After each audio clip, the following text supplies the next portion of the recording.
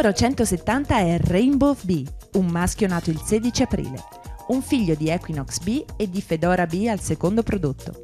Da segnalare che Fedora B è sorella di Giuseppe B, vincitore del Prix de Belgique Avancen e di €500.000.